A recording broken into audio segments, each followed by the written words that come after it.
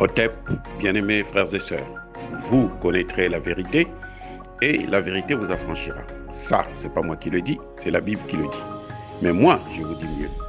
Vous connaîtrez la vérité historique, notamment celle de vos ancêtres kémites, et vous aurez une vision globale de ce que c'est que la vraie souveraineté politique.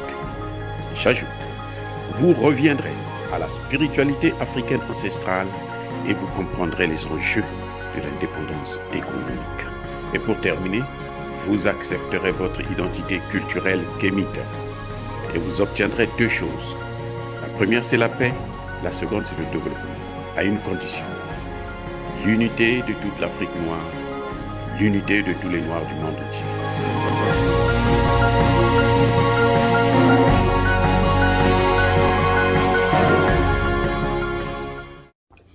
Otep à tous, bienvenue sur la chaîne des panafricanistes par essence, par conviction et par excellence.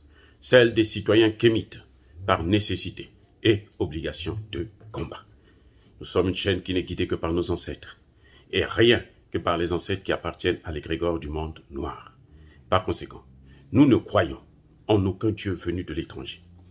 Toutefois, cette vidéo n'est aucunement destinée à inciter à la haine ou à la violence, car nous menons un combat qui est d'abord et avant tout spirituel, ensuite il est politique, géopolitique et géostratégique, contre l'impérialisme, le colonialisme, le néocolonialisme et l'endocolonat, sur la base du principe fondamental que nous avons hérité de nos ancêtres kémites, qui est celui de la Mahat, c'est-à-dire vérité et justice.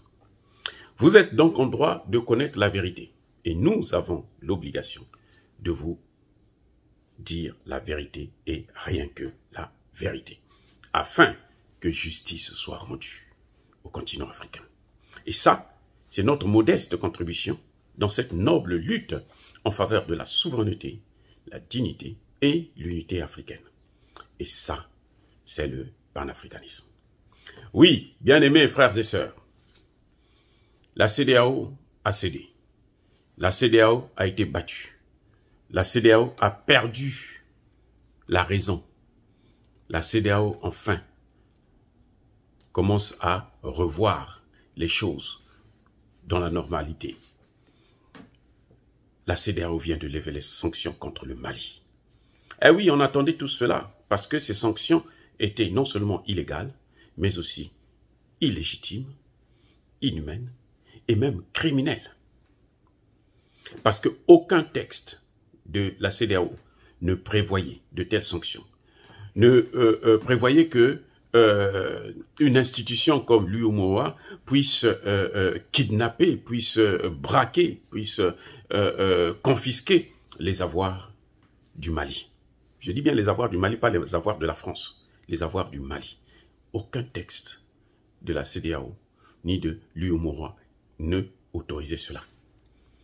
Aucun texte international n'autorise à ce que on puisse empêcher à un pays qui n'a pas de littoral l'accès à la mer. Ce n'est pas prévu par le droit international. Eh oui, les gars. Donc tout ce que la CEDEAO a fait à la demande d'Emmanuel Macron, c'était illégal, illégitime, inhumain et criminel.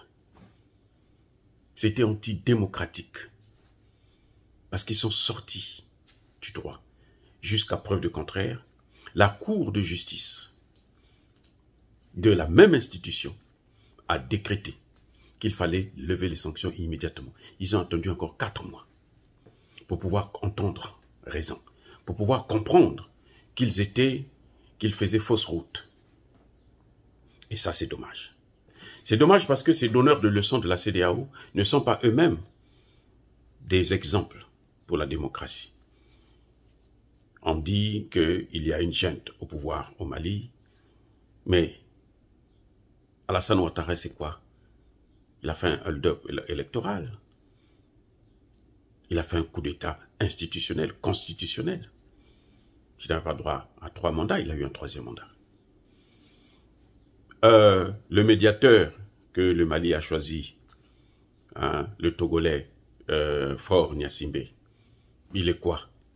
C'est un dictateur. c'est un putschiste.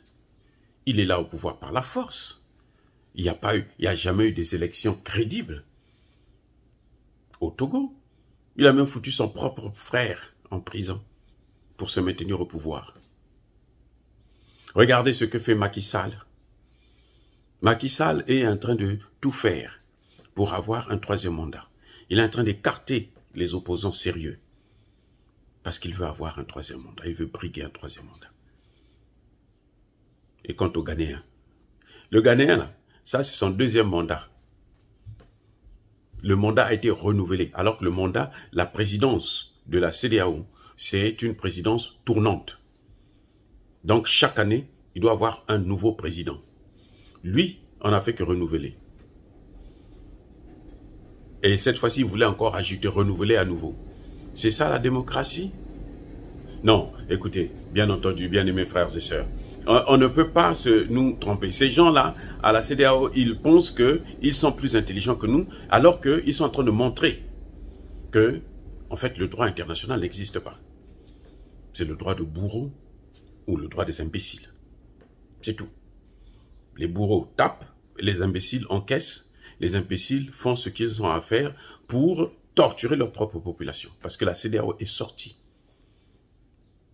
du cadre édicté par les populations de l'Afrique de l'Ouest et de l'Afrique.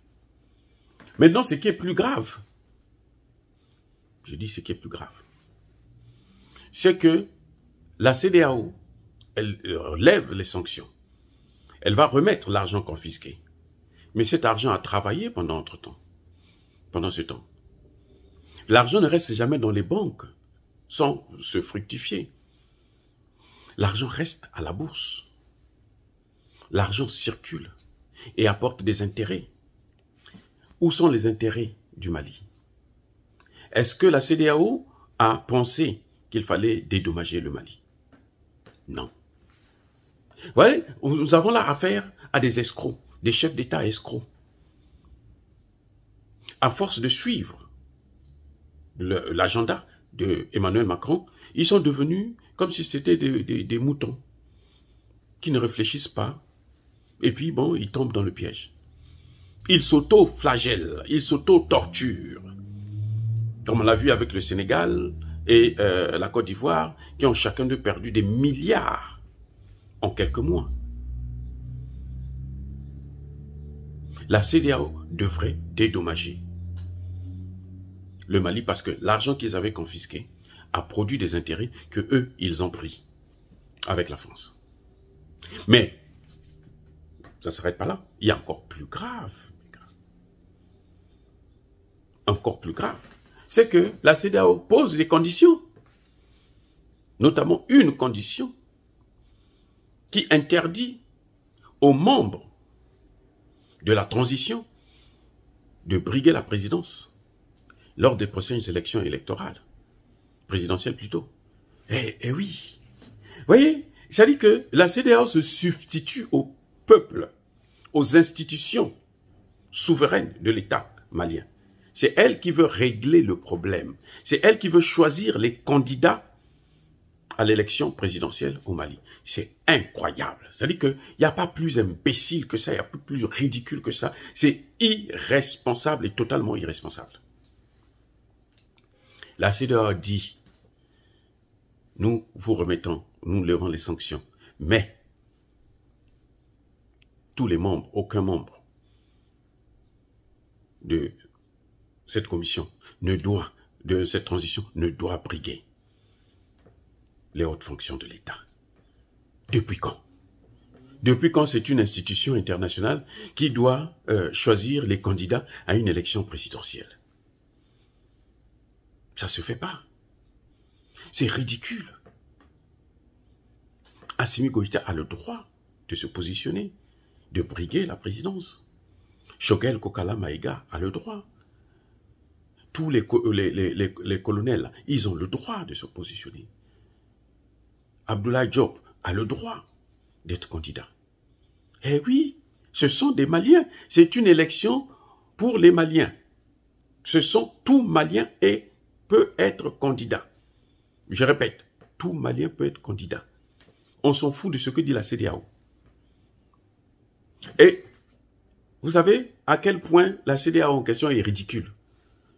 C'est que le Mali a publié il y a quelques jours, quelques semaines, là, le texte qui régit la candidature pour les élections prochaines.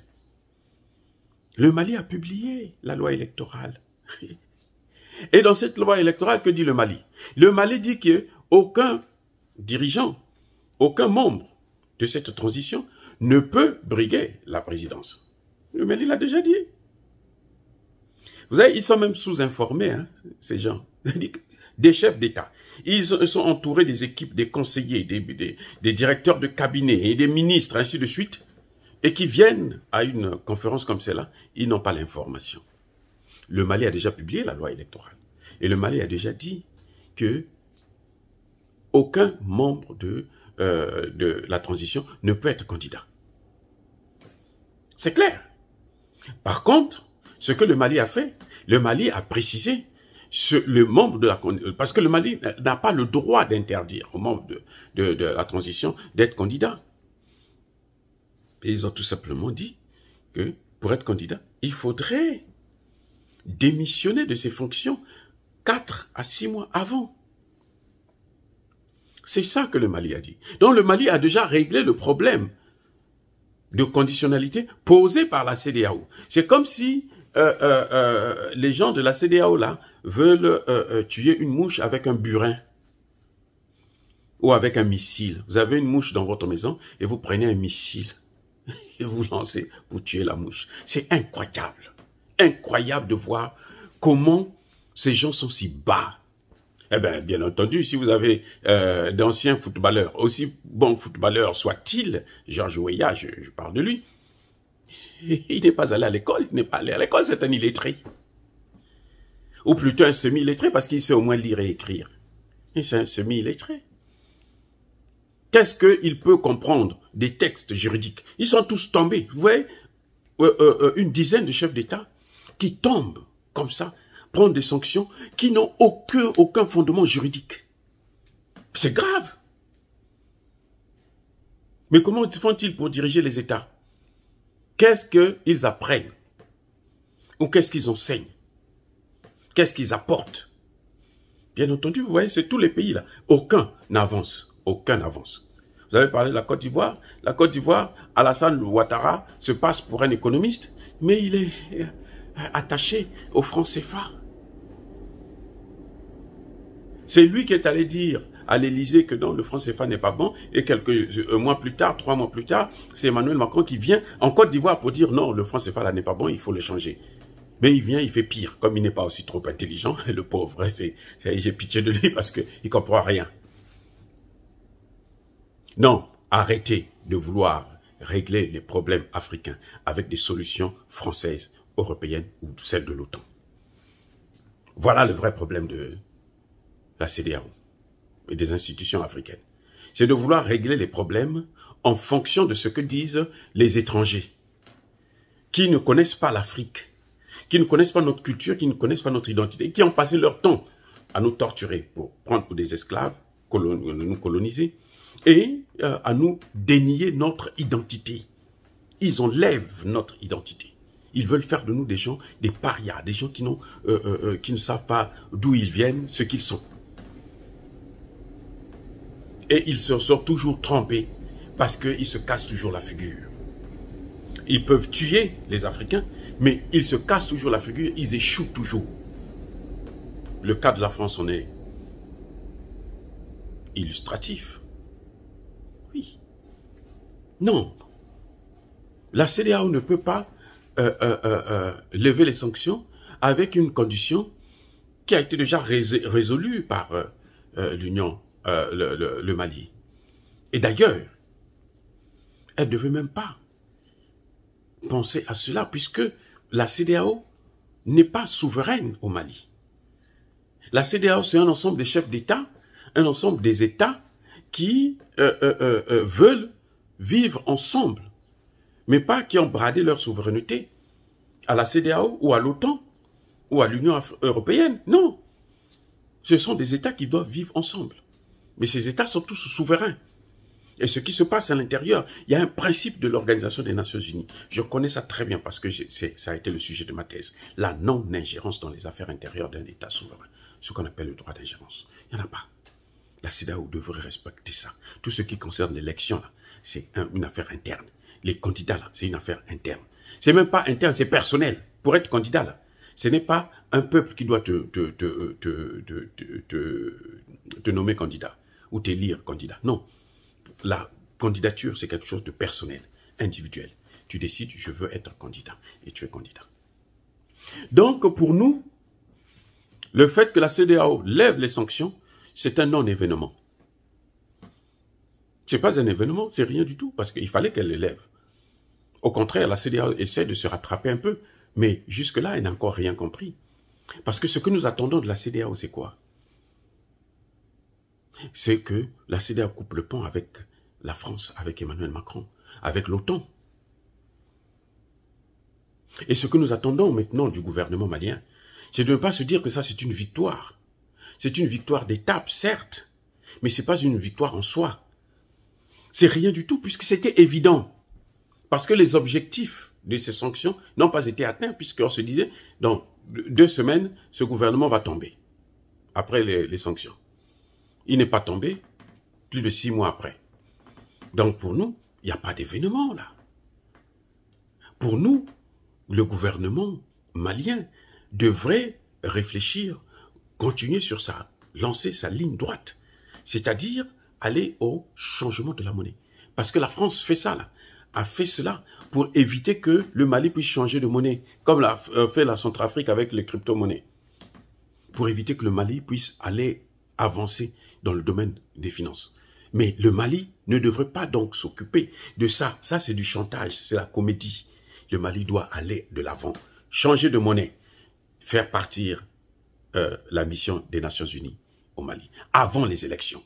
Il ne devrait pas avoir des élections si il y a une mission des Nations Unies sur place, parce que ce sont eux qui vont organiser ces élections et proclamer qui ils veulent comme président, comme ils l'ont fait en Côte d'Ivoire.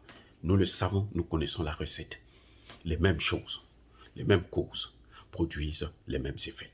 Il faut maintenant faire attention. Bien-aimés frères et sœurs, est-ce que dire cela c'est inciter à la haine ou à la violence? Non. Nous sommes une France tranquille.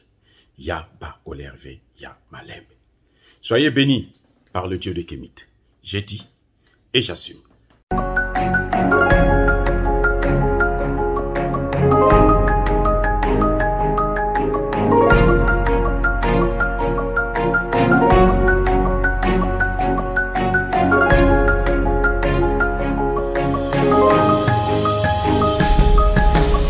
Eux, ils marchent par la foi et non par la vue. Mais moi, je vous conseille vivement de marcher par la connaissance scientifique et historique, notamment celle de nos ancêtres kémites, par les 5 sens et par l'intelligence. Otep, vive l'Afrique éternelle et que Dieu vous bénisse. Abou Apia.